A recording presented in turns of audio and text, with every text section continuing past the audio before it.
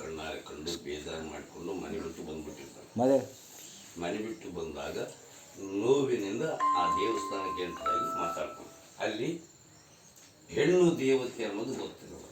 ಒಟ್ಟು ದೇವಸ್ಥಾನ ಅಂತ ಬಂದ್ಬಿಟ್ಟಿರ್ತಾನೆ. ನೋಡಲಾರ್ದು ಹೇಳ್ಬಿಡ್ತಾನೆ, ಅಬ್ಬ ಎಷ್ಟೊಂದು ನೀಚ ಜನಗಳ ವಾಸಸ್ಥಾನ ಈ ಕಲಿಯುಗದ ತಾಣ. ಅಂದ ಚಂದದಿಂದ ತುಂಬಿ ತುಳುಕುವ ತಳುಕು ಬಳುಕಿನ ಹೆಣ್ಣಿಗಾಗಿ ಏನೆಲ್ಲ ಕಿಡುಕು. ಗಂಡು ಹೆಣ್ಣುಗಳೆರಡರ ಸಂಗಮದ ಘರ್ಷಣೆಯಲ್ಲಿ ದೊರೆಯುವ ಒಂದೆರಡು ನಿಮಿಷದ ಸುಖಕ್ಕಾಗಿ ಏನೆಲ್ಲ ಹಾಹಾಕಾರ, ಎಲ್ಲಿಲ್ಲದ ಕಾತುರ. ಆ ಕಾತುರದಲ್ಲಿ ಅವೆರಡು ಕೂಡಿದಾಗ ಅವುಗಳ ರೀತಿ ನೀತಿ ಎಲ್ಲವೂ ವಿಕಾರ. ಅದಕ್ಕೆ ಕಾರಣ ಕ್ರೂರ ಕಾಮ. ಕಣ್ಣೇ ಇಲ್ಲದ ಕಾಮಕ್ಕಿಲ್ಲ ಸದಾಚಾರ. ಅಂತೆಯೇ ದಿನಕ್ಕೂ ಹೆಚ್ಚುತ್ತಿದೆ ಈ ಜಗದಲ್ಲಿ ದುರಾಚಾರ.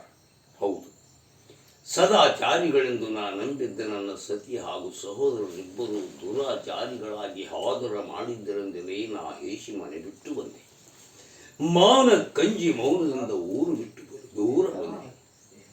ಕಿಸುಕುಳ ಕೀವು ನೆತ್ತರ, ವಶದು ತುಂಬಿದ ಮಲಮೂತ್ರ, ರಂಜನ ಮುಸುಕಿದ ಮಾಂಸ ಅಸ್ಥಿಗಳ ಹಸನಾದ ತೊಗಲಿನ ಚಂದಾದ